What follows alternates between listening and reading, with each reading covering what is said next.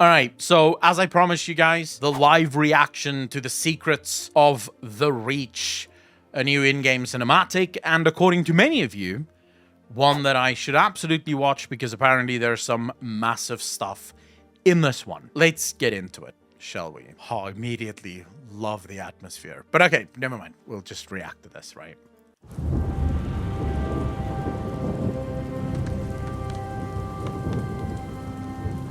The storm is receding. The Reach is ours once again. Oh, here we go. Take cover.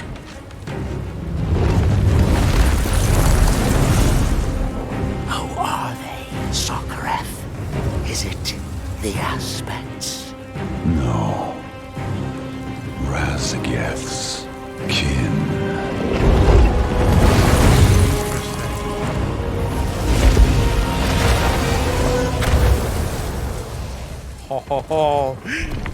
Oh, shit! The last echoes of her storm are fading. She is truly gone. We should be Holy devouring the murderers' hearts. Do not underestimate them, Farak. Our sister's overconfidence was her downfall. While the Aspect's power has waned, their forces grow stronger. And we must even the scales.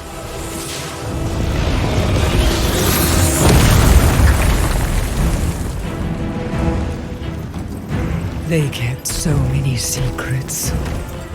From us. And even from each other.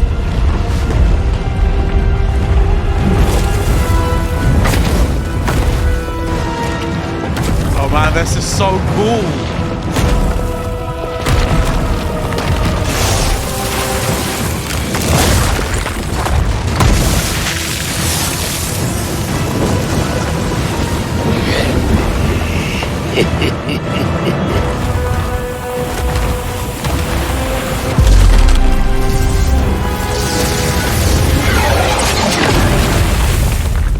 Dude, how fucking strong is this Riddick run? It's here. Neltharian's betrayal shattered their unity. Left fissures in their hearts.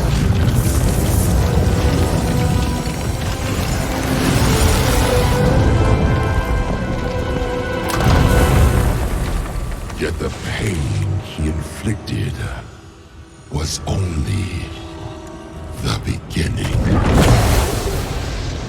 Avarice. His hidden laboratory. One last secret, deep within the earth. Wow. The location of Avarice must lie within this vessel. I will decipher its knowledge. What use are Neltharian's twisted experiments to us?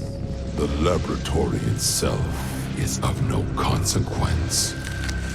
But the molten fire that powers it, that we can use. Keep eyes on them, Desrin. Whatever remains of Neltharian's legacy belongs to us.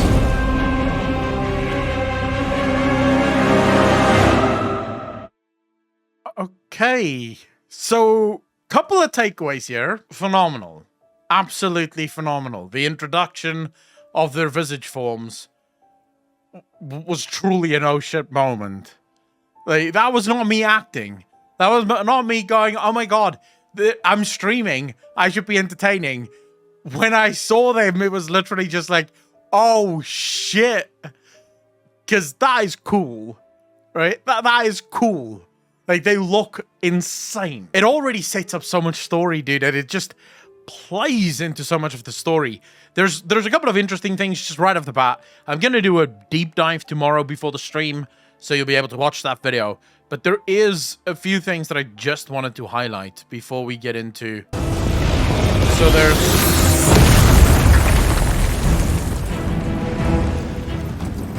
They kept so many secrets from us.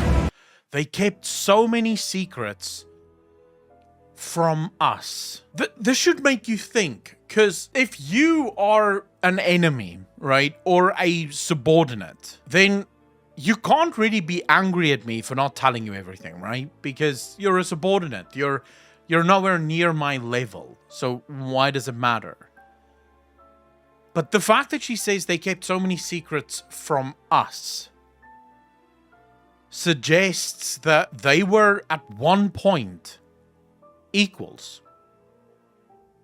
Perhaps they worked together, right? Perhaps they were allies even. Now we know that they weren't always mortal enemies, but so far the story suggests that as soon as they became aspects, there was a problem. And the main problem that Razageth had was the Titans. The Titans did something, and this is the thing that peeved them. You know, the Titans interfered in some way, shape, or form. This line suggests there's more. Their anger stems from this secret keeping. They were meant to defend Azeroth together. And instead, the aspects kept secrets from them that made it impossible for them to do their job. That's all I can think of right now, and I sort of pull that from Tyr. Tyr has 2 vaults. The one vault is for aspect things. The other vault is for proto-drake things. There's then also, and I'm sort of just going over this as quickly as I can in my own head because I have not given this enough thought yet. But there's also now the revelation that Neltharion fell to the whispers of the old gods in Aberrus, the Shadowed Crucible, right? Now, hear me out, chat. Just hear me out. We have always believed that Neltharion fell to the whispers, much like any other creature would, right? The whispers come and they come and they come and they slowly sort of erode your mind until the point where you can't discern between what's reality and what is the whispers, so to speak. What if Neltharion's descent into madness was a choice based on a discovery inside the Shadowed Crucible? Aberrus is a secret laboratory. This is where he experimented. We know that Neltharion was sort of mad for experiments. All kinds of experiments. What if Neltharion discovered something within this laboratory that ultimately made him realize that the Titans were the enemy? Because the Titans very much to Deathwing is the enemy. He says as much to Thrall in the Dawn of the Aspects book. He will undo everything the Titans had done. So you have a Ridicron here that states that inside Aberrus lies a secret, and more importantly, that it's not Aberrus itself that's important to him, but the magma that powers it. What does that mean? The laboratory itself is of no consequence, but the molten fire that... The molten fire that powers it. That we can use. The Fire Lord. Ragnaros. But Ragnaros, we've killed Ragnaros.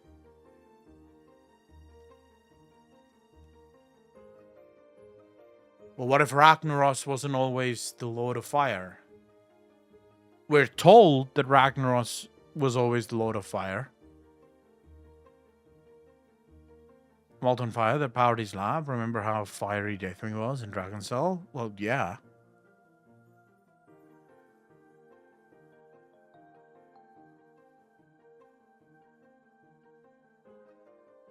This goes very deep. But here, this goes very deep. Isha, Fire of Life. It could be Fire of Life, right? Shit. Oh, Blizzard, what the hell have you done to me? Well, we're back, boys. We're back in that old familiar feeling of not knowing what the hell is going on, but wanting to know what the hell is going on.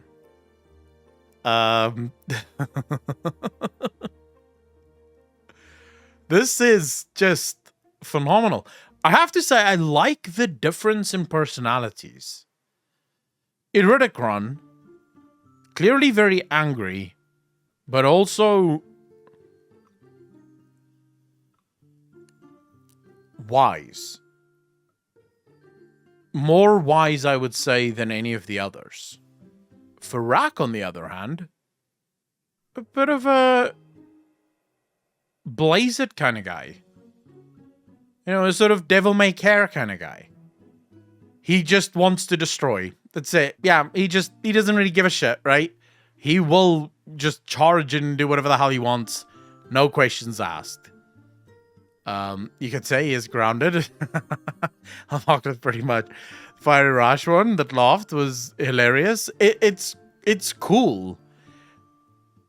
I have a sense, and I'll just throw that out there. She's going to turn her against her brothers. Don't know what her name is. What's the ice one called again? I genuinely can't remember her fucking name. You have Iridicron, Razageth, Farak, and then what's the ice one called? But she seems like the most level-headed of all of the four. She is angry, sure, but she's not filled with hatred. She's not blinded by her hatred. She seems more questioning. Fair enough. Thank you, Tomzar. Thank you. Yes, fair enough. We may actually eventually ally with her, especially if she finds out whatever it is, the deals that Iridicron made. Because remember, Iridicron did make a lot of deals, apparently, and it's those deals that eventually made it very difficult for them to actually lock him up.